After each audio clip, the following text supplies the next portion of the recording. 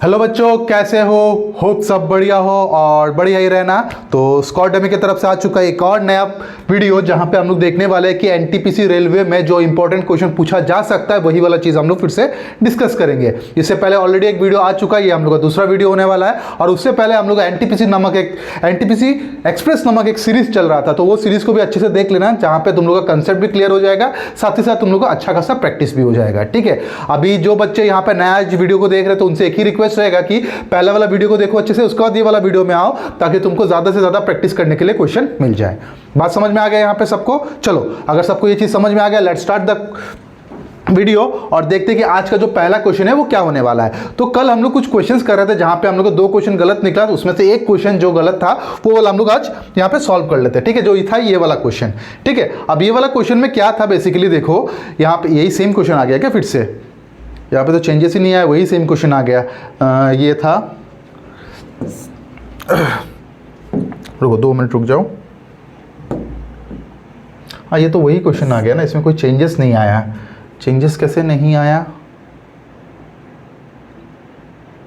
तो प्रॉब्लम यहीं पे था, ये वाला सेम चीज़ फिर से रिपीट हो गया क्या? मैं गलत पीपीटी डाल दिया हूँ शायद से। रुको 2 मिनट रुक जाओ, ये क्वेश्चन को हम लोग आखिर में देखते हैं। ठीक है, पहले जो क्वेश्चन था वो वाला डिस्कस कर लेते हैं, उसके बाद इस पे आके देख लेंगे कि करना क्या होगा यहाँ पे। ठीक है, चलो आज का जो पहला क्वेश्चन है वो क्या है वो देख लेते हैं। क्या बोला गया है? The percentage of profit earn by James by selling an article for 1920 में आर्टिकल को वो क्या कर रहा है? बेच रहा है। उसमें क्या हो रहा है? प्रॉफिट हो रहा है उसको। Is equal to the loss occurred by selling the article for 1500। मतलब क्या हो रहा है? एक ही आर्टिकल है, मान ले तो ये आर्टिकल है, अगर मैं इसको 1920 में बेच रहा हूं, अगर मैं इसको 1920 में बेच रहा हूं तो क्या हो जा रहा है? तब मुझे प्रॉफिट हो जा रहा है, कुछ ना कुछ प्रॉफिट हो रहा है। लेट अस अज्यूम X% का प्रॉफिट हो जा रहा है। ठीक है, अगर यही आर्टिकल को मैं फिर से बेचता हूं कितने में? 1500 में, तो उसमें भी क्या हो रहा है? X% का लॉस हो जा रहा है। कितना हो रहा है? X% का लॉस हो जा रहा है। बात समझ में आ गया? यहां पे चीज क्लियर हो गया?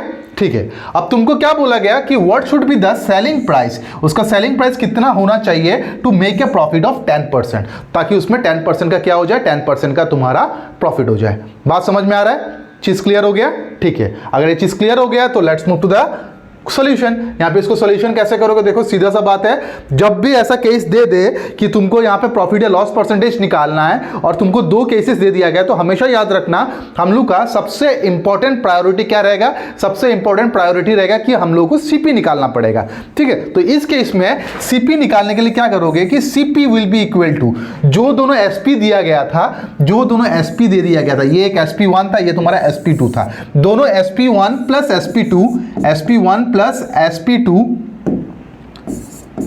डिवाइडेड बाय कितना हो जाएगा? 2 हो जाएगा। ठीक है, जिसके कारण SP1 का वैल्यू कितना हो जाएगा? 1920 हो जाएगा और SP2 का वैल्यू कितना हो जाएगा? 1500 हो जाएगा। डिवाइडेड बाय कितना? Divided by 2, which will be equal to कितना? 0 से 0 आएगा, 2 यहाँ पे रह जाएगा, उसके बाद 9 आएगा, 14 रहेगा, 1 2 3 3 4 2 0 divided by 2, which will be equal to कितना? which will be equal to 2 1 2 2 7 14 2 1 2 0 कितना हो जाएगा? 1710। मतलब उस आर्टिकल का प्राइस कितना रहा होगा? उस आर्टिकल का प्राइस रहा होगा 1710। अगर 1710 उसका पार्टिकल का प्राइस, पार्टिकल बोल रहा हूं, आर्टिकल का प्राइस रहेगा, तो तुमको कितने का प्रॉफिट निकालना है? उसमें से तुमको यहाँ पे 10% का प्रॉफिट निकालना है, और 10% का प्रॉफिट में बेचने से उसको कितने का सेलिंग प्राइस होगा वो तुमको दिखाना है। ठीक है, तो सिंपल सा बात है, अगर तुम्हारा यहाँ पे 10% का प्रॉफिट हो रहा है, अगर तुम्हारा यहाँ पे 10% का प्रॉफिट हो रहा है, that means 10% can be written as 11/10, जहां पे ऊपर वाला तुम्हारा एसपी को डिनोट करेगा, नीचे वाला तुम्हारा सीपी को डिनोट करेगा। अब कुछ बच्चे ऐसे भी होंगे, वो पूछेंगे कि सर ये रेशियो आया कहां से? तो भाई मेरे, ये वाला पूरा का पूरा परसेंटेज चैप्टर का कंसेप्ट है, ये पूरा का पूरा परसेंटेज चैप्टर का कंसेप्ट है। अगर तुमको ये चैप्टर समझना अच्छे से तो तुमको परसेंटेज वाला वीडियो देखना पड़ेगा। परसेंटेज वाला वीडियो देखोगे तभी जाके ये चीज समझ में आएगा। और अभी टाइम बिंग काम चलाने के लिए मैं बता देता हूं कि 10% का मतलब क्या होता है? 10% का मतलब होता है 1/10, जबकि ये तुम्हारा प्रॉफिट हो रहा है, जबकि ये तुम्हारा प्रॉफिट हो रहा है, इसी कारण क्या हो जाएगा? इसी कारण हम लोग यहाँ पे प्लस कर देंगे, जिसके कारण डिनोमिनेटर तुम्हारा 10 रहेगा, न्यूमरेटर कितना हो जाएगा? 11 हो जाएगा। It will be 11/10। बात समझ में आ रहा है? जहां पे ऊपर वाला हमेशा एसपी होता है, नीचे वाला हमेशा क्या होता है? सीपी होता है। अब तुमको यहां पे क्या चाहिए? तुमको यहां पे एसपी चाहिए। तो हमेशा एक चीज याद रखना, हमेशा एक चीज याद रखना, मैंने तुम लोगों को जो प्रॉफिट एंड लॉस चैप्टर था उसमें भी समझाया था, वो क्या था? गिवन से कर दो डिवाइड, फाइंड आउट से कर दो उसको मल्टीप्लाई। गिवन से कर दो उसको डिवाइड और फाइंड आउट से कर दो मल्टीप्लाई। अब ये दोनों केस में एसपी और सीपी में किसका वैल्यू तुम्हारे पास नोन है? तुम लोग बोलोगे सर सीपी का वैल्यू मेरे पास नोन है, तो सीपी का वैल्यू यहाँ पे पुट कर दिया 710 डिवाइडेड बाय, तो अगर सीपी का वैल्यू गिवन है तो उसको उसी से डिवाइड कर दो। तो सीपी का वैल्यू कितना था 10, तो 10 से इसको डिवाइड कर दिया इनटू जो फाइंड आउट करना है, मुझे क्या फाइंड आउट करना है? एसपी फाइंड आउट करना है। एसपी का वैल्यू कितना है 11, तो 11 यहाँ पे पुट कर दिया। 0 से 0 गया, कितना हो जाएगा यहाँ पे 1 आ जाएगा, 8 आ जाएगा, 8 आ जाएगा, 1 आ जाएगा, 1881 हो जाएगा। 1881 कहाँ दिख रहा है? 1881 मुझे ऑप्शन नंबर डी पे दिख रहा है। So option number D will be the correct answer for this question. बात समझ में आ रहा है? अब कुछ बच्चों को ये डाउट होगा कि सर आपने ऐसा तरीके से क्यों किया, ये क्या हमेशा होगा ऐसा? तो देखो मेरे भाई, ऐसा हमेशा नहीं चलेगा। यहाँ पे ये क्यों चला? क्योंकि यहाँ पे एक चीज बोला गया, देखो परसेंटेज ऑफ लॉस और क्या बोला गया था, percentage of profit are equal, मतलब जो प्रॉफिट हुआ और जो लॉस हुआ दोनों का वैल्यू क्या हो गया? इक्वल हो गया। मान लेता हूं ये मैंने मार्कर लिया, ठीक है, इसको मैंने 500 का प्रॉफिट में बेचा, अगर किसी और प्राइस में बेचता हूं तो यहाँ पे 500 का क्या हो जा रहा है? लॉस हो जा रहा है। जब ये प्रॉफिट और लॉस दोनों इक्वल हो जाएंगे ना, तभी जाके CP will be equal to SP1 plus SP2, ठीक है। अभी कुछ आइंस्टाइन बच्चे यहाँ पे ऐसे भी होंगे जो बोलेंगे कि सर दोनों को डिवाइड करके, सॉरी दोनों को ऐड करके 2 से डिवाइड कर दिया, अगर मान लो प्रॉफिट एंड लॉस इक्वल नहीं होगा तो क्या करेंगे? तो भाई उसके लिए एक बड़ा सा कंसेप्ट आता है, एक्चुअली है बड़ा सा कंसेप्ट, लेकिन समझोगे अच्छे से तो तुमको समझ में आएगा कि इतना भी बड़ा नहीं होता ये वाला चीज, ठीक है। तो उसके लिए तुमको क्या करना पड़ेगा? उसके लिए तुमको मेरा प्रॉफिट एंड लॉस वाला वीडियो देखना पड़ेगा। बात समझ में आ रहा है? क्लियर हो गया ये चीज? चलो अगर ये चीज क्लियर हो गया तो let's move to the next question और देखते हैं कि नेक्स्ट क्वेश्चन क्या दिया गया। यहां पे बोला गया कि प्रिया बॉट ए मोबाइल फॉर 7500, वो 7500 से एक मोबाइल लेके आती है एंड सेल इट टू जनानी, वाह क्या नाम है, Janani at a profit of X%। वो जनानी को कितने में बेच देता है? X% में बेच देती है। जनानी सोल्ड इट टू कानी एट ए लॉस ऑफ 10%। क्या क्या नाम है, गजब गजब का नाम है। चलो कोई बात नहीं, देख लेते हैं। यहाँ पे प्रिया है, प्रिया ने मोबाइल किसको बेचा? प्रिया ने मोबाइल को जनानी को बेचा, और जनानी ने किसको बेचा? इसको कनी को बेचा, ठीक है, एट ए लॉस ऑफ 10%। मतलब यहां से लेके यहां तक जब गया कितने परसेंट का लॉस हो गया तुम्हारा? 10% का लॉस हो गया। और यहां से लेके यहां तक जब गया था तो X% का क्या हो गया तुम्हारा? X% का प्रॉफिट हो जाएगा। You need to find out the value of X, तुमको X का वैल्यू फाइंड आउट करना है। जबकि यहां पे बोला गया कि कानी पेड ₹8100, कानी ने कितना पे किया? 8100। अब ये चीज को समझने की कोशिश करो, मैं एक छोटा सा कंसेप्ट समझा रहा हूं। ये मार्कर हो गया मेरे पास, ठीक है, ये मैंने खरीद के लाया, कितने में लाया? 500 में खरीद के लाया, है नहीं 500 बट बोल रहा हूं 500 में मैंने खरीद के लाया, ठीक है। उसके बाद मान लेता हूं वहां पे मेरे कैमरामैन खड़े हैं, तो उनको मैं ये चीज को बेच देता हूं, ये मैं अपने कैमरामैन को बेच देता हूं। कितने में बेचता हूं? उसको मैं 800 में बेच देता हूं, तो वो मुझे क्या दे देगा? 800 दे देगा। अब यहां पे ध्यान दो, वो कैमरामैन क्या करेगा? वो कैमरामैन यही मार्कर को बेचेगा, किसको? अपना एडिटर को बेचेगा, ठीक है। तो अब ये सीरीज को समझो, मैंने जो बेचा मुझे कितना मिला? 800 मिला, वही 800 मेरे लिए क्या हो जाएगा? सेलिंग प्राइस हो जाएगा। लेकिन मेरा कैमरामैन के लिए वो कितना क्या हो जाएगा? मेरा कैमरामैन के लिए उसका सीपी हो जाएगा, ठीक है। अब ये जब बेचेगा अपना एडिटर को 900 में, जो 900 रुपये मेरा कैमरामैन को मिलेगा वो कैमरामैन का एसपी हो जाएगा, लेकिन एडिटर का क्या हो जाएगा? सीपी हो जाएगा। बात समझ में आ रहा है? बस सेम कंसेप्ट यहां पे लगा। कनी ने कितना पे किया था? कनी ने पे किया था 8100। कनी ने कितना पे किया था? 8100। ये कनी का क्या हो जाएगा? ये कनी का एसपी हो जाएगा, ठीक है। ये के का क्या हो जाएगा? एसपी हो जाएगा। के का जो एसपी होगा वो क्या हो जाएगा? वो जे का सीपी बन जाएगा। वो जे का क्या बन जाएगा? सीपी बन जाएगा। सॉरी सीपी नहीं, वो उसका क्या बन जाएगा? वो उसका एसपी बन जाएगा। सॉरी यहाँ पे सीपी नहीं होगा, एसपी नहीं होगा, यहाँ पे सीपी होगा, गलत हो गया। यहाँ पे क्या हो जाएगा? उसका सीपी हो जाएगा, ठीक है। बात समझ में आ रहा है? क्लियर हो गया? अच्छा, अब इसका एसपी कितना हो जाएगा? जनानी का एसपी कितना हो जाएगा? जनानी का एसपी हो जाएगा 8100, ठीक है। और जनानी को कितने परसेंट का प्रॉफिट हुआ था? जनानी को यहाँ पे 10% का प्रॉफिट हुआ था। कितना परसेंट का प्रॉफिट हुआ था? 10% का प्रॉफिट हुआ था, ठीक है। अगर मैं जे का सीपी निकाल दूं, जे का अगर सीपी निकाल दूं तो वो क्या हो जाएगा? पी का एसपी हो जाएगा। प्रोसेस को समझो, ये थोड़ा कॉम्प्लिकेटेड लग रहा है लेकिन है नहीं इतना कॉम्प्लिकेटेड। थोड़ा ध्यान से समझोगे बहुत आसानी से बन जाएगा ये वाला चीज, ठीक है। तो यहाँ पे 10% का प्रॉफिट मतलब क्या हो जाएगा? It can be written as 10% का प्रॉफिट हुआ, लॉस बोला, it can be written as 9/10 where it indicates SP और ये इंडिकेट करता है क्या? सीपी को। अभी मैंने बोला था तुमको क्या करना है, गिवन से डिवाइड, फाइंड आउट से मल्टीप्लाई। गिवन क्या दिया हुआ है 8100, वो चीज़ किसका वैल्यू है, वो तुम्हारा एसपी का वैल्यू है। तो 9 से कर दो डिवाइड, इंटू क्या कर दो 10 कर दो, कितना हो जाएगा 900, which will be equal to कितना 9000। कितना हो जाएगा 9000। मतलब जे का सीपी कितना हो जाएगा, जे का सीपी हो जाएगा तुम्हारा 9000। जे का सीपी कितना हो जाएगा, जे का सीपी हो जाएगा तुम्हारा 9000। अगर जे का सीपी हो जा रहा है तुम्हारा 9000, जे का सीपी अगर तुम्हारा हो जा रहा है 9000, वही जे का सीपी क्या हो जाएगा तुम्हारा, प्रिया का एसपी बन जाएगा। क्या बन जाएगा, प्रिया का एसपी बन जाएगा। प्रिया का एसपी बन जाएगा कितना, प्रिया का एसपी बन जाएगा तुम्हारा 9000। बात समझ में आ रहा है। अब यहां पे सब धागा को एक साथ जोड़ देते हैं। कैसे जोड़ते हैं देखो, यहां पे मैं समझा देता हूं। प्रिया का सीपी कितना था, प्रिया का सीपी था तुम्हारा 7500, याद है ना, यहां पे बोला गया है बॉट है मोबाइल मतलब 7500। और जो जे का एसपी मिला था, जो जे का एसपी मिला था वो क्या हो जाएगा, पी का एसपी हो जाएगा। कितना हो जाएगा, इट इज 9000। बात समझ में आ रहा है। दैट मीन्स 7500 में मैंने सामान खरीद के लाया और 9000 में मैंने उसको बेच दिया, जिसके कारण मुझे कितने का प्रॉफिट हुआ, जब जिसके कारण मुझे x% का प्रॉफिट हो गया। अब यही x का वैल्यू तुमको निकालना है। कैसे निकालोगे, देखो ये दोनों का बीच में कितने का प्रॉफिट, 7500 में खरीदा, 9000 में मैंने उसको बेच दिया, 1500 का प्रॉफिट हो गया यहाँ पे। तो percentage of profit is equal to profit by CP into कितना हो जाएगा 100 हो जाएगा। तो प्रॉफिट का वैल्यू कितना हो जाएगा यहाँ पे 1500 हो जाएगा, तो 1500 पुट कर दिया, डिवाइडेड बाई सीपी। सीपी का वैल्यू कितना है 7500 इंटू कितना 100।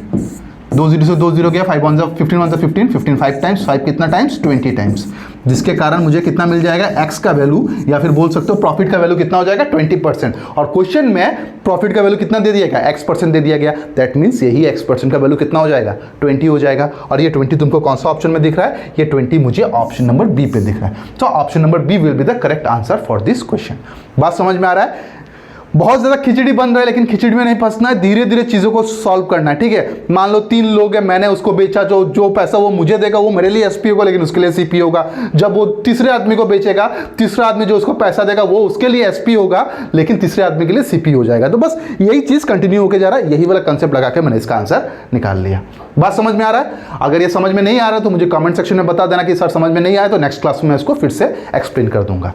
क्लियर हो गया। चलो अगर ये चीज क्लियर हो गया, let's move to the next question और देखते हैं कि नेक्स्ट क्वेश्चन क्या दिया गया। A shopkeeper purchased 10 kg of rice and 20 kg of sugar। क्या क्या खरीदा, राइस खरीदा और शुगर खरीदा। कितना केजी का, 10 kg शुगर, सॉरी 10 kg क्या था, 10 kg राइस था, 20 kg शुगर था, ठीक है, बहुत बढ़िया। At 75 and 85 rupees per kilo, मतलब पर किलो इसका प्राइस कितना था 75 था और इसका कितना था 85 था, बहुत बढ़िया। On selling at A gain of 20% on rice, 20% gain किस कहाँ पे किया, राइस पे 20% का गेन किया, और शुगर में कितना 10% का गेन किया। शुगर में कितने का गेन किया 10% का गेन किया। What is the total sale, यहाँ पे टोटल सेल कितना हुआ वो तुमको बताना है, ठीक है। इसमें हजारों हाई लेवल का कंसेप्ट लग जाएगा, तो मैं वो सब नहीं कराऊंगा, सीधा सीधा देसी मेथड में जो करते हैं वही कर देंगे, सीधा बात, ठीक है। एक काम करते हैं, पहले इसका एसपी निकाल लेते हैं, उसके बाद इसका एसपी निकाल लेते हैं, दोनों को ऐड कर देंगे, सीधा सीधा आंसर आ जाएगा, इतना सोचने का जरूरत पड़ेगा नहीं। अब देखो सबसे इंपॉर्टेंट चीज क्या आता है, सबसे इंपॉर्टेंट चीज आता है कि मुझे यहाँ पे सीपी निकालना पड़ेगा, मुझे यहां पे क्या करना पड़ेगा, सीपी निकालना पड़ेगा। तो अगर 1 किलो का प्राइस 75 हुआ तो 10 किलो का प्राइस कितना हो जाएगा। बच्चे बोलेंगे सर मुझे तो नहीं पता, तो भाई देखो दोनों को कर दो मल्टीप्लाई ना, जो आएगा वही तुम्हारा हो जाएगा। तो कितना हो जाएगा सीपी, यहां पे CP will be equal to, दोनों का मल्टीप्लिकेशन कितना होता है 750। बात समझ में आ रहा है। और इस केस में सीपी क्या हो जाएगा, ये दोनों का मल्टीप्लिकेशन मतलब क्या होगा 85 इंटू 20, 85 मतलब 80 होता है 60 प्लस 70 170 हो जाएगा, 170 साथ में एक फ्री का जीरो था तो जीरो हो जाएगा। तो इसका सीपी हो जाएगा 700, इसका सीपी हो जाएगा कितना 750। अब तुमको क्या चाहिए, अब तुमको एसपी चाहिए, ठीक है। एसपी से पहले यहां पे क्या दे दिया गया, एसपी से पहले यहां पे तुमको दे दिया गया 20%। 20% का फ्रैक्शनल वैल्यू कितना होगा, जबकि दोनों के दोनों प्रॉफिट है, then it can be written as 6/5। तो यहां पे कितना होगा 750 डिवाइडेड बाय, गिवन से डिवाइड करो, किसका वैल्यू 750 सीपी का वैल्यू है, तो सीपी से डिवाइड करो और फाइंड आउट क्या करना है सेलिंग प्राइस, सेलिंग प्राइस से मल्टीप्लाई कर दो। सेम चीज यहां पे हो जाएगा 1700 डिवाइडेड बाय 10% बोला गया प्रॉफिट, दैट मींस 11/10 हो जाएगा, डिवाइडेड बाय कितना 10 इंटू कितना 11, वैल्यू कैलकुलेट करो कितना आएगा 15, 150, यहाँ पे 0 से 0 गया, जिसके कारण यहाँ पे कितना आ जाएगा 900 आ जाएगा यहाँ पे, और यहाँ पे कितना आ जाएगा 0 तो अपने जगह में रहेगा, 7 रहेगा अपने जगह में, 8 हो जाएगा यहाँ पे 1870 हो जाएगा। ठीक है, अब ये दोनों को ऐड कर देना है, सीधा सीधा बात है। तो इसमें अगर 900 में ऐड कर देता हूँ कितना बनेगा 0770 वाला ऑप्शन दिख रहा है, एक ही है, चलो कोई बात नहीं, कैलकुलेट कर लेते 17 which will be equal to कितना 2770, और ये 2770 कौन सा ऑप्शन में दिख रहा है 2770 मुझे ऑप्शन नंबर बी पे दिख रहा है। So option number B will be the correct answer for this question. ये क्वेश्चन के लिए ऑप्शन नंबर बी एकदम करेक्ट आंसर होने वाला है। ठीक है, अब कुछ बच्चे बोलेंगे कि सर यहाँ पे कोई शॉर्टकट तरीका नहीं है क्या? देखो भाई मेरे, अगर तुम एनटीपीसी का तैयारी कर रहे हो तो यहाँ पे शॉर्टकट से तुम्हारा काम नहीं चलेगा भाई। ये तुम हमेशा अगर तुम प्री लेवल का क्वेश्चन या फिर सीबीटी लेवल का क्वेश्चन, लेवल 1 का क्वेश्चन करते रहोगे तो प्रॉब्लम हो जाएगा, थोड़ा तो लेवल ऊपर करना पड़ेगा ना। तो इसी कारण मैं ट्राई कर रहा हूं यहाँ पे सीबीटी 2 के लिए भी तुम्हारा अच्छा खासा तैयारी हो जाए।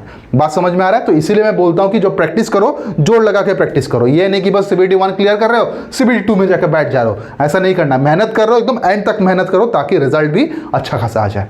बात समझ में आ गया? चलो, अगर बात समझ में आ गया तो let's move to the next question. Excuse me, क्या बोला गया?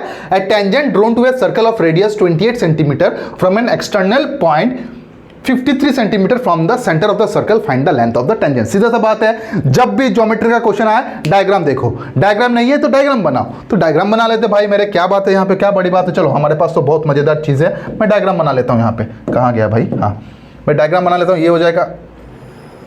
ये गलत सर्कल बना दिया भाई, रुक जाओ, अरे छोड़ो यार,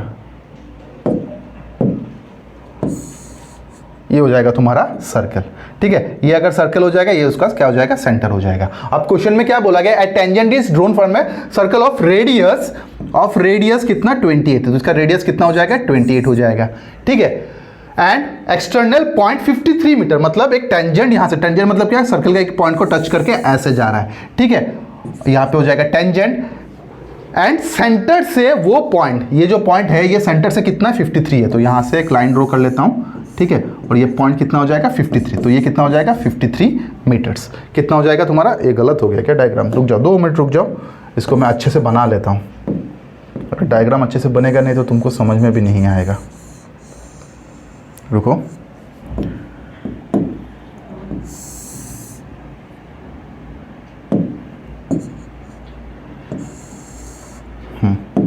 अब क्या हो जाएगा? देखो, ये हो जाएगा उसका सेंटर, और यहाँ से लेके यहाँ तक का डिस्टेंस कितना बोल दिया गया? यहाँ से लेके यहाँ तक का डिस्टेंस तुम्हारा 53 बोल दिया गया। ठीक है, ये आ गया। ये आने के बाद तुम लोग बोलोगे कि सर ये तो कुछ समझ में नहीं आ रहा है, हम लोग को क्या निकालना है। लेकिन भाई मेरे क्वेश्चन में क्या बोला गया? Find the length of the tangent. Tangent मतलब क्या? यहाँ से लेके यहाँ तक का डिस्टेंस तुमको निकालना है। तो मैं इसको O मान लेता हूँ, इसको A मान लेता हूँ, इसको B मान लेता हूँ। ठीक है, तो AB जो होगा वो तुम्हारा लेंथ ऑफ द टेंजेंट हो जाएगा। अब ये बोलोगे कि सर ये तो कैसे ही कर नहीं सकते, कुछ ना कुछ तो पता होना चाहिए। तो देखो, कुछ ना कुछ पता होने के लिए तुमको एक थ्योरम याद रखना पड़ेगा। वो थ्योरम क्या हो जाएगा? देखो भाई मेरे, यहाँ पे हमेशा याद रखना, ये अगर सर्कल है और यहाँ से अगर रेडियस आ रहा है तो हमेशा याद रखना the radius is always perpendicular to the tangent. Copy के साइड में नोट बना के लिख लो यहाँ पे कि the radius is always perpendicular to the tangent. जो रेडियस होता है वो टेंजेंट के साथ परपेंडिकुलर बनता है, मतलब हमेशा वो कितना बनेगा? हमेशा वो तुम्हारा 90 डिग्री बनेगा।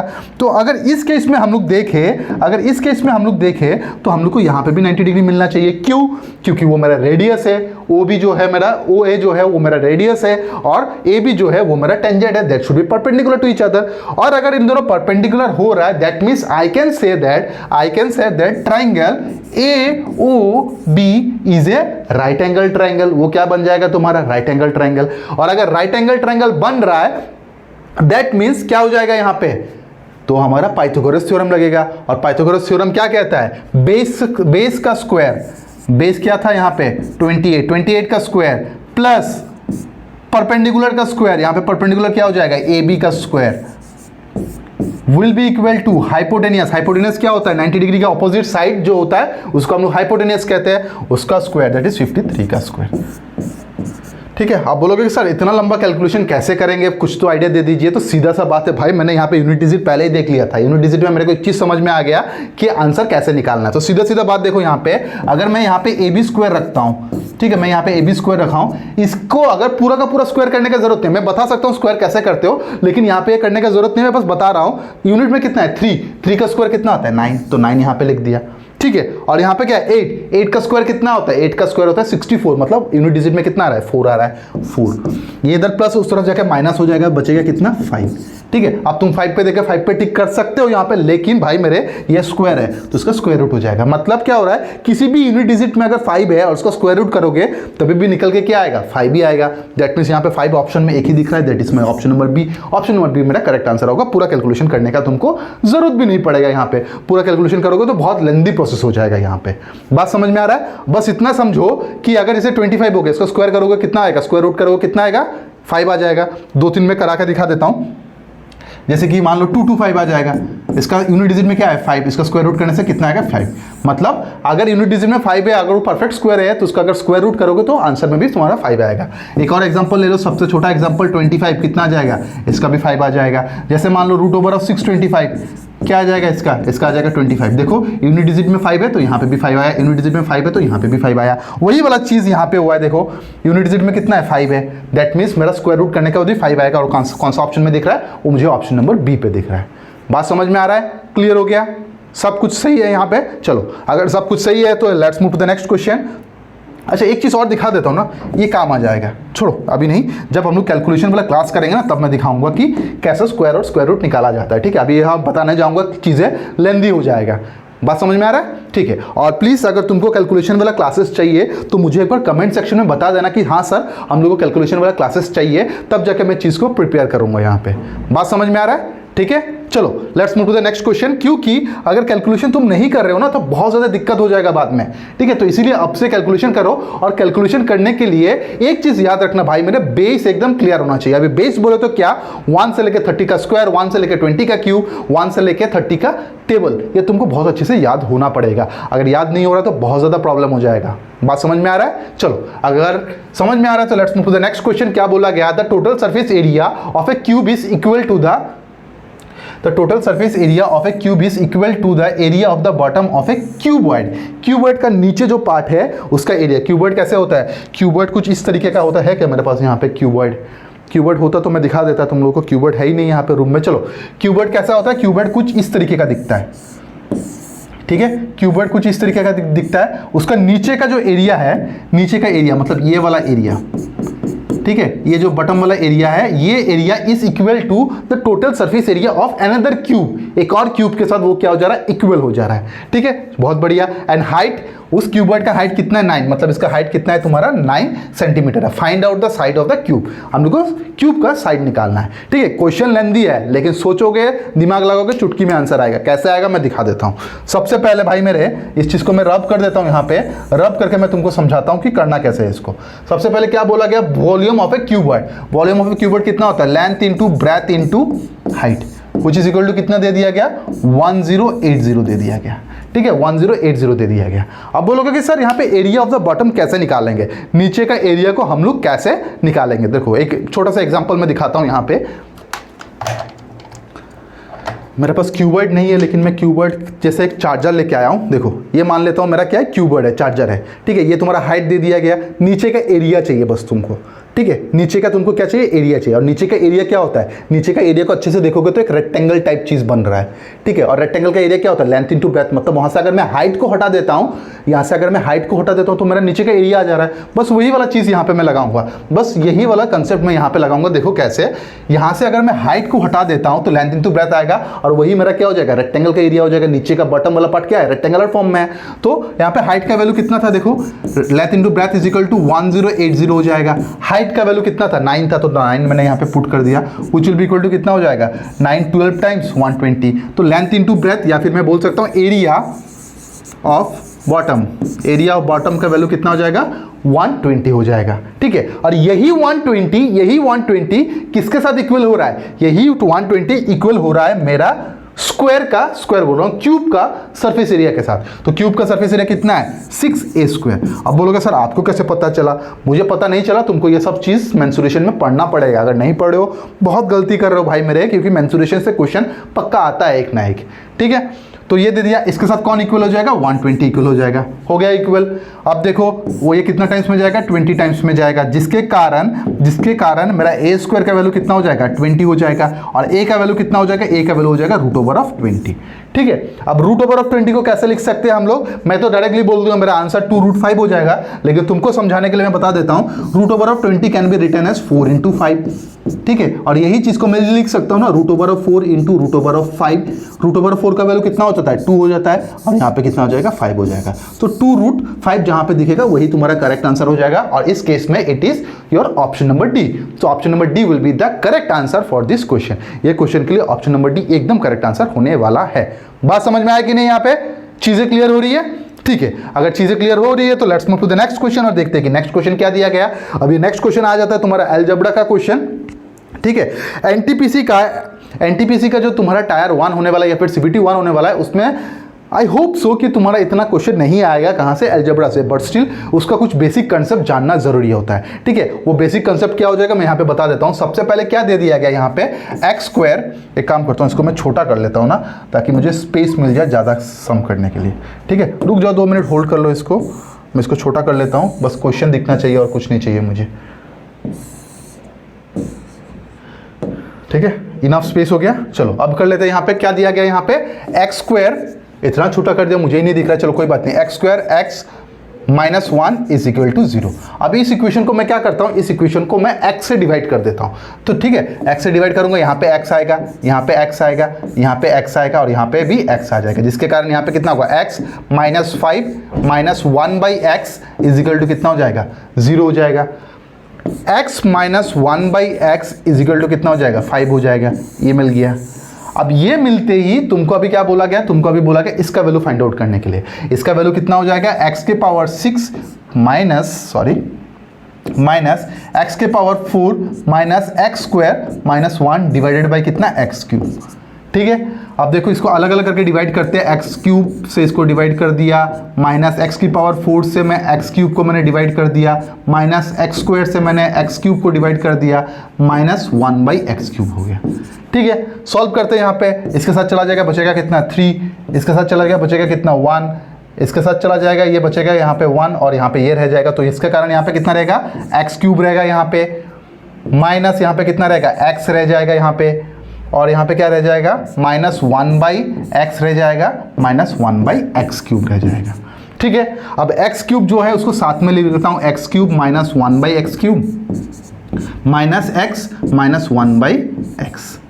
बात समझ में आ रहा है? ये इसको साथ में लिख दिया, इसको साथ में लिख दिया। अब बोलोगे सर आपने तो साथ में लिख लिया और यहाँ पे मुझे पता है x - 1/x, मतलब इसका वैल्यू तो तुम्हारा आपका 5 आ जाएगा, लेकिन इसका वैल्यू क्या आएगा, इसका वैल्यू कैसे निकालेंगे सर? इतना लेंदी कैलकुलेशन तो हम लोग कर नहीं पाएंगे। तो भाई मेरे देखो, इसके लिए एक सीधा सीधा फॉर्मूला लगता है। वो फॉर्मूला क्या होता है मैं समझा देता हूँ। अगर x - 1/x का वैल्यू अगर तुम्हारा a हो जा रहा है ना, that means x³ - 1/x³ will be equal to क्या हो जाएगा a³ -3, माइनस नहीं प्लस होगा, -3a हो जाएगा, -3a हो जाएगा। और ये कहाँ से आया? ये तुम्हारा फॉर्मूला से आया। ये सिंपल सा एक फॉर्मूला है। ठीक है, जब तुम अलजेब्रा पढ़ोगे तो तुमको ये सब फॉर्मूला मिलेगा वहाँ पे, और ये तुमको पढ़ना ही पड़ेगा।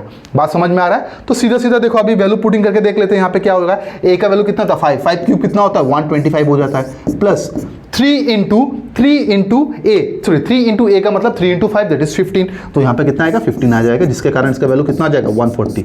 मतलब x³ - 1/x³ का वैल्यू कितना हो जाएगा 140। अगर 140 से 5 जाएगा तो बचेगा कितना 135, और 135 will be the correct answer, जो मुझे ऑप्शन नंबर डी पे दिख रहा है। So option number D will be the correct answer for this question. बात समझ में आ रहा है? तो इस क्वेश्चन से हम लोग को क्या सीखने को मिला? इस क्वेश्चन से हम लोग को ये चीज सीखने को मिला कि अगर x - 1/x का वैल्यू कुछ होता है, that time x³ - 1/x³ will be equal to a³ - 3a। ठीक है, इसका बहुत सारा फॉर्मूला है। ठीक है, इसका बहुत सारा formula, I think there are about 10 to 12 formulas, ठीक है। वो जब हम लोग अलजेब्रा वाला चैप्टर करेंगे तो मैं तुमको बता दूंगा, ठीक है। और हम लोग बहुत ही जल्द है कि अलजेब्रा वाला सीरीज लाने वाला है, तो अगर तुमको इंटरेस्ट है अलजेब्रा वाला सीरीज में देन प्लीज मुझे कमेंट सेक्शन में ये चीज़ बता देना। बात समझ में आ रहा है? चलो ठीक है, अगर ये चीज समझ में आ रहा है let's move to the next question और देखते हैं कि नेक्स्ट क्वेश्चन में क्या बोला गया। A dealer bought an item at a discount of 10%। एक डीलर है, वो जब अपना होलसेलर से आइटम लाता है तो 10% का क्या हो जाता है, उसको 10% का उसका डिस्काउंट हो जाता है, ठीक है, ऑन इट्स ओरिजिनल प्राइस। उसका ओरिजिनल प्राइस में 10% का क्या हो जा रहा है, डिस्काउंट हो जा रहा है। He sells it at an amount of 35% more than the original price. Original जो प्राइस था उससे उसको कितना परसेंट ज्यादा बेच रहा है, 35% ज़्यादा बेच रहा है। तुमको अभी बताना है इसका प्रॉफिट या लॉस परसेंटेज कितना है।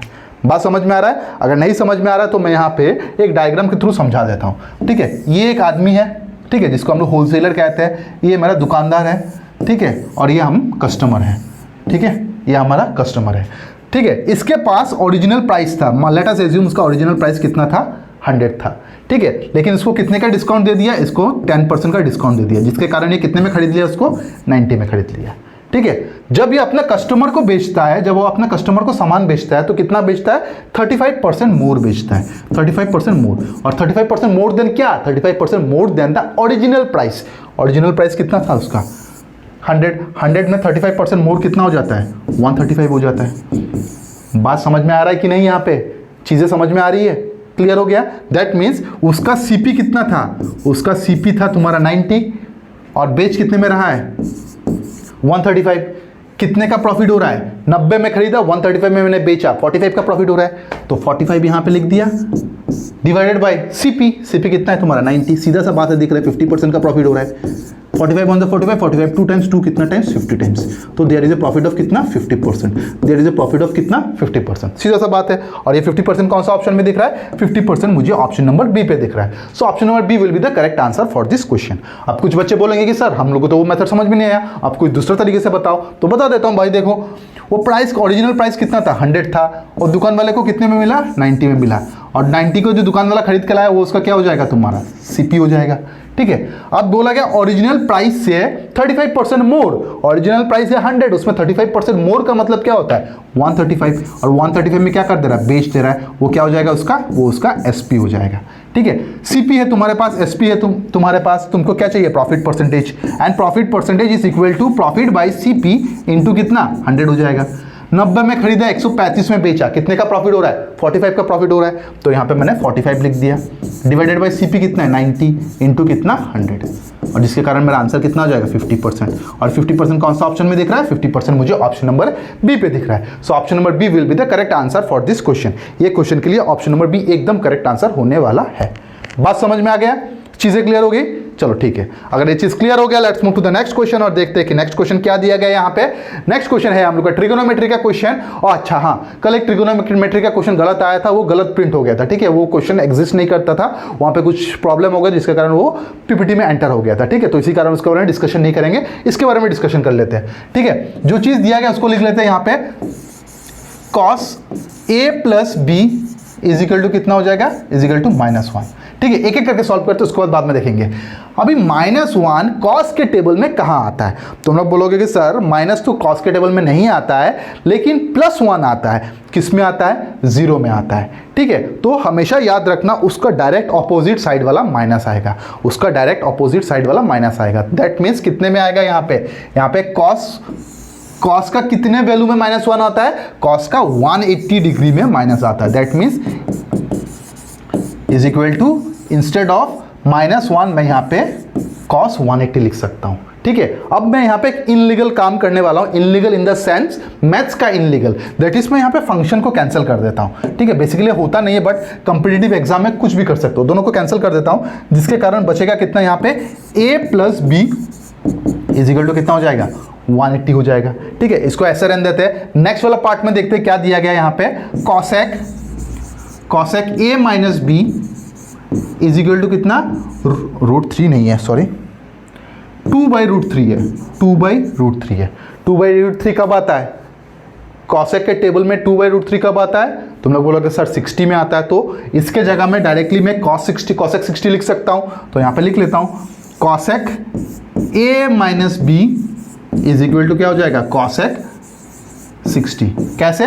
इसके जगह में डायरेक्ट कॉसेक 60 पुट कर दिया, ठीक है, अब फिर से वही इनलीगल वाला काम करूंगा, दोनों को मैं कैंसिल कर दूंगा, कितना आएगा a minus B is equal to कितना 60। अब यही वाला चीज़ को मैं यहाँ पे लिख देता हूँ तो सही रहेगा, a minus B is equal to 60।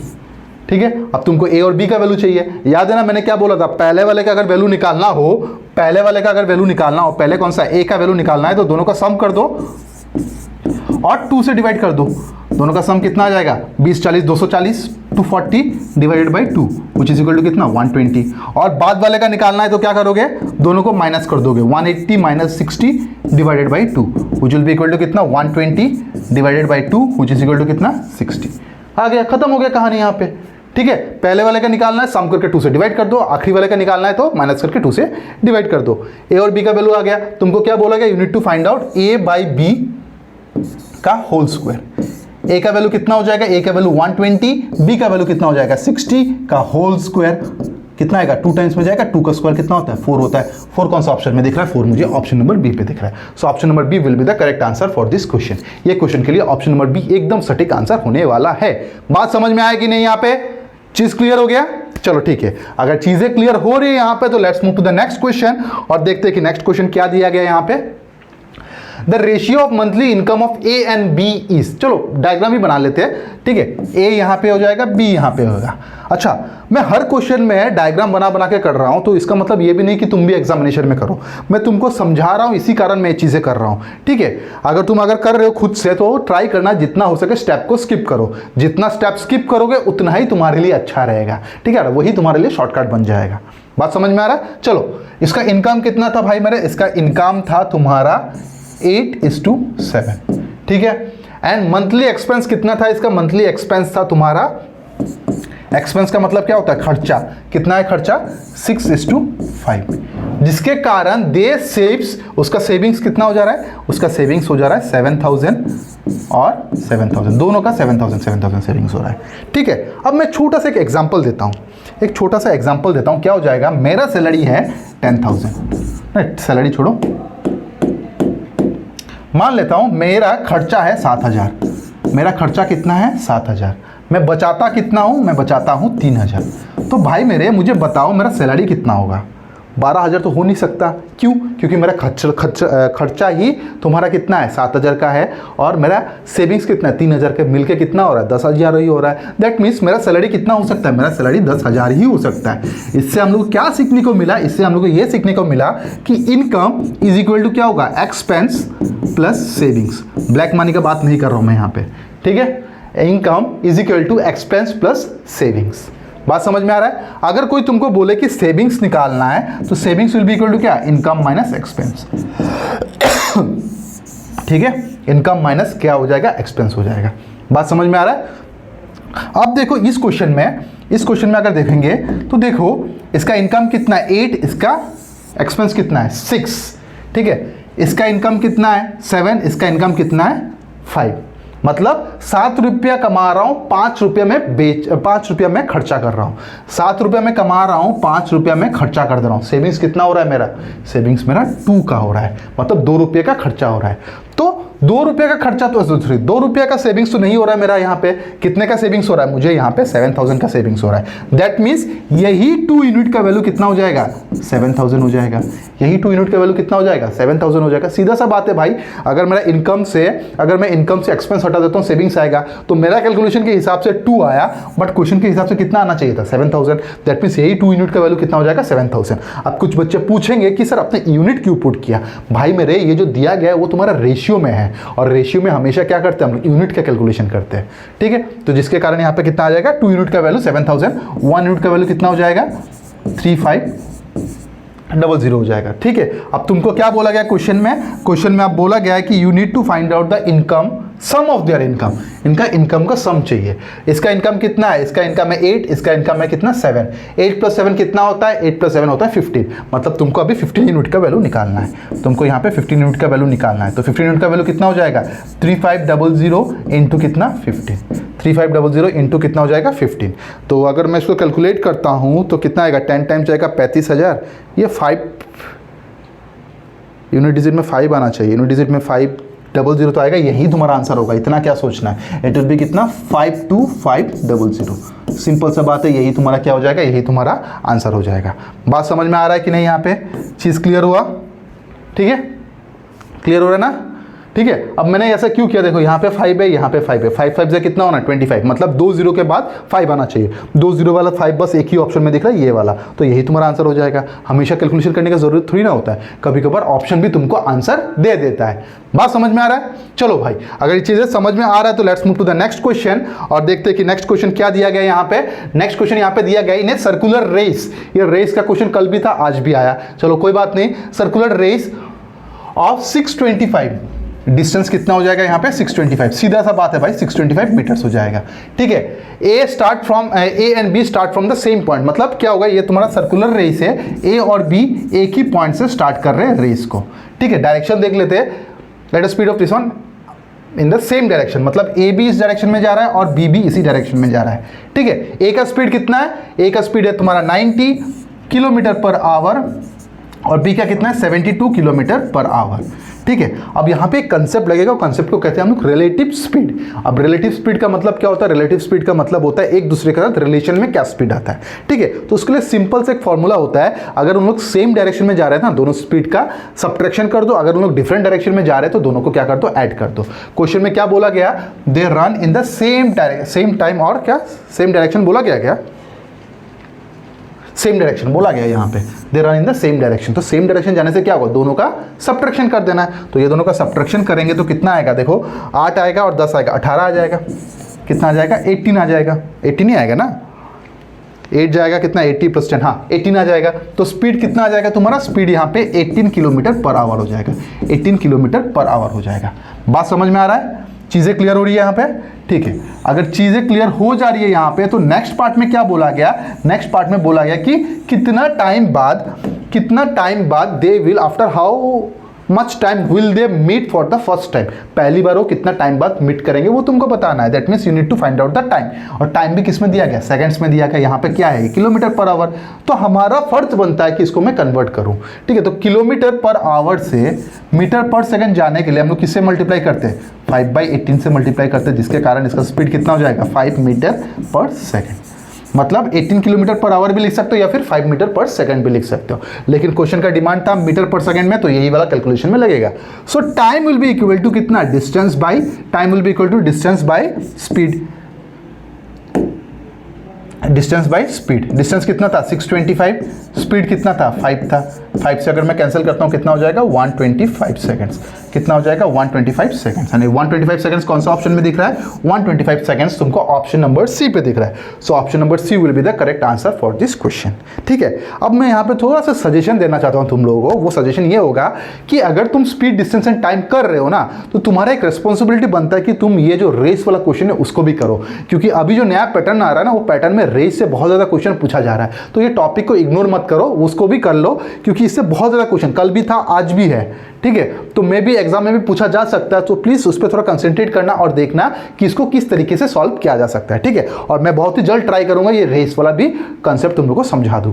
बात समझ में आ रहा है? चलो भाई मेरे, अगर ये चीज़ समझ में आ रहा है तो चलते आज का आखिरी क्वेश्चन में। मैं एक्चुअली ये आखिरी क्वेश्चन तुम लोग को होमवर्क क्वेश्चन देने के लिए लाया था मैं यहाँ पे। ठीक है, और ये जो क्वेश्चन रहेगा वो तुम लोग का होमवर्क रहेगा, बट होमवर्क से पहले मैं यहाँ पे एक थ्योरम बता देता हूँ या फिर एक प्रॉपर्टी बता देता हूँ सर्कल का। ठीक है, ये तुम्हारा सर्कल हो जाएगा, ये तुम्हारा कॉर्ड हो जाएगा। ठीक है, तुम लोगों को कल भी बोला था मैंने ये चीज़ कि अगर तुमको सर्कल का प्रॉपर्टीज पढ़ना है, अगर तुमको सर्कल का प्रॉपर्टीज पढ़ना है तो तुमको क्या करना पड़ेगा, तुमको क्लास 9 का एनसीईआरटी बुक अच्छे से देखना पड़ेगा। वही उसमें से एक ये प्रॉपर्टी ये भी है। ठीक है, अगर एक कॉर्ड एक एंगल बनाता है सेंटर पे और एक एंगल बनाता है कहीं और साइड में, मतलब इस साइड में, तो हमेशा याद रखना इसका अगर मान लो थीटा है तो ये कितना हो जाएगा 2 थीटा हो जाएगा। ठीक है, मतलब वहां पे जो साइड में जो बनाएगा उसका डबल हो जाएगा सेंटर वाला एंगल। इसका मतलब क्या हो जा रहा है, इसका मतलब ये हो जा रहा है, अगर मान लो ये अगर तुम्हारा 120 डिग्री हो गया ना, तो ये कितना हो जाएगा 60 डिग्री हो जाएगा। ठीक है, अगर मान लो एक और सर्कल में बनाता हूं, ये सर्कल बना, चलो कोई बात नहीं, सर्कल ही है यहाँ पे। ठीक है, ऐसे हो गया, यहाँ पे एक एंगल दिया गया, यहाँ पे एक एंगल दे दिया गया और बोला कि ये तुम्हारा सेंटर है। ठीक है, अब अगर मान लो यहाँ पे ये बोल दिया गया इसका वैल्यू है 45 तो नहीं हो सकता, 90 डिग्री होगा तो डायमीटर होना पड़ेगा ना उसको। इसका वैल्यू अगर मान लो 30 है तो इसका वैल्यू कितना हो जाएगा 60 हो जाएगा। मतलब ये दोनों का रिलेशन क्या होता है, बीच वाला एंगल ऊपर वाला एंगल का हमेशा क्या होता है, डबल होता है। ठीक है, बस यही प्रॉपर्टी तुम्हारा इस क्वेश्चन पे लगेगा, यही प्रॉपर्टी तुम्हारा इस क्वेश्चन पे लगेगा और यही प्रॉपर्टी से तुमको ये वाला क्वेश्चन करना है। मैं बहुत जगह से ये ढूंढ के निकाला हूँ और ये क्वेश्चन तुम्हारा क्या रहेगा, होमवर्क क्वेश्चन रहेगा। ये क्वेश्चन क्या रहेगा, ये क्वेश्चन तुम्हारा होमवर्क क्वेश्चन रहेगा। ठीक है, और इसका क्वेश्चन मुझे ऑप्शन बोल रहा हूँ, कमेंट सेक्शन में बता देना। बात समझ में आ रहा है? चलो एक बार हम लोग जो पहला क्वेश्चन जो था उसको हम लोग एक बार देख लेते हैं कि क्या गड़बड़ी था। अभी हमारे पास टाइम है, उसको एक बार देख लेते हैं कि गड़बड़ी क्या था इस क्वेश्चन में एक्चुअली। ठीक है, मुझे जो जितना पता है जो करेक्ट था ये तुम्हारा करेक्ट है, ये भी तुम्हारा करेक्ट है। इसमें कुछ है प्रॉब्लम, ये प्रॉब्लम मैंने सॉल्व आउट तो किया था लेकिन वो कॉपी कहाँ रख दिया भगवान जाने। 2 मिनट रुक जाओ, मैं इसको क्वेश्चन को देख ही लेता हूँ एक बार ना, अगर मेरा रखा होगा यहाँ पे। 2 मिनट रुक जाओ। हाँ, ये क्वेश्चन था 8 डिवाइडेड बाई 9 माइनस 5, यही क्वेश्चन को मैं मॉडिफाई कर रहा हूँ। ठीक है, मॉडिफाई नहीं, ये प्रिंटिंग मतलब टाइपिंग गलत हो गया यहाँ पे कितना होगा 7 माइनस 2 डिवाइडेड बाई, ये ब्रैकेट होगा 3 प्लस 9 डिवाइडेड बाई कितना, 3 प्लस 9 डिवाइडेड बाई 24। ठीक है, 3 प्लस 1 डिवाइडेड बाई कितना 24। अब ये ब्रैकेट सब बंद हो जाएगा। ठीक है, बस यही था क्वेश्चन। अब इसको हम लोग सॉल्व करते हैं।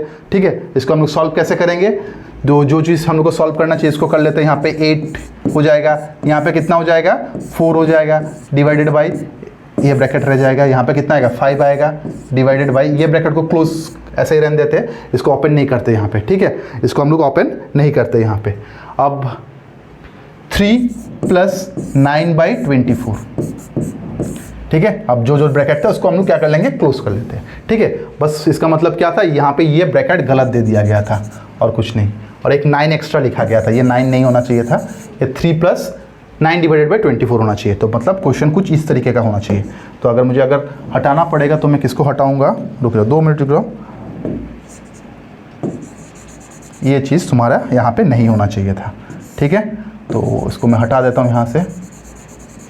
ये हो जाएगा तुम्हारा ओरिजिनल क्वेश्चन। इसलिए मैं बोला था ना कल से ये क्वेश्चन में कुछ लफड़ा हो रहा था। ये लफड़ा क्या था, यही वाला इसका लफड़ा था। बात समझ में आ गया? अब देखते हैं कैलकुलेशन करें कितना आता है। ये कितना टाइम्स 3 टाइम्स, ये कितना टाइम्स 8 टाइम्स जाएगा। ठीक है, so it will be 8 divided by 4 divided by 5 divided by, ये चीज़ को हम लोग सॉल्व करते हैं। यहाँ पे कितना आएगा, 8 3 ज़ा 24, 24 प्लस 3 कितना होता है 27, यहाँ पे आएगा 27/8। ठीक है, अब यहाँ पे अगर डिवाइड है तो क्या हो जाएगा, अल्टीपल्टी हो जाएगा। यहाँ पे 5 डिवाइड करेगा मल्टीप्लाई 8, यहाँ पे कितना आएगा 27 आ जाएगा। ठीक है, मतलब ये सेकंड ब्रैकेट के अंदर मेरा कितना आएगा 5 × 27 which can be written as 4/27। So 8 divided by 4 divided by कितना होगा 40/27 होगा। यहाँ पे कितना आएगा, इसका वैल्यू तुम्हारा 40/27 आएगा। तो 40/27 को यहाँ पे अगर मैं डिवाइड हटा के मल्टीप्लाई लिखता हूँ, अगर मैं यहाँ पे मल्टीप्लाई लिखता हूँ तो 27 ऊपर आ जाएगा और 40 तुम्हारा नीचे आ जाएगा। सीधा सा बात है भाई, मेरे यहाँ पे कितना टाइम्स में जाएगा 10 टाइम्स में जाएगा। अब it will be 8 divided by 27/10 आ जाएगा। और डिवाइड हटेगा तो क्या आएगा, मल्टीप्लाई आएगा, 10 ऊपर जाएगा 27 नीचे जाएगा, जिसके कारण इट विल बी 80/27। और 80/27 कौन सा ऑप्शन में दिख रहा है, 80/27 मुझे ऑप्शन नंबर ए पे दिख रहा है। So option number A will be the correct answer for this question. बात समझ में आ रहा है? यहाँ पे देखो मैंने इतना स्टेप्स किया, इतना स्टेप करने का जरूरत नहीं है भाई, आधा से ज़्यादा स्टेप तुमको यहीं पे करना पड़ेगा। ये बस तुमको समझाने के लिए किया हूँ। अगर इतना लंबा तुम करने जाओगे एग्जाम में, उससे अच्छा तुम क्वेश्चन को छोड़ ही दो यहाँ पे। ठीक है, तो ईच एंड एवरी स्टेप, मुझे तो हर जगह स्टेप स्किप करने का मन कर रहा था, बट समझाने के लिए मुझे यहाँ पे स्टेप्स करना पड़ गया। बात समझ में आ गया, क्लियर हो गया? तो किसी को कुछ भी डाउट होगा तो नीचे कमेंट सेक्शन में मुझे बता देना। ठीक है, और अगर ये वीडियो तुमको अच्छा लगता है तो अपने दोस्तों के साथ ये वीडियो शेयर कर देना। ठीक है, तो चलिए आज के लिए क्लास को यहाँ तक रहने देता है। Let's meet in the next class. Till then bye, take care, stay healthy and stay safe. Bye everyone.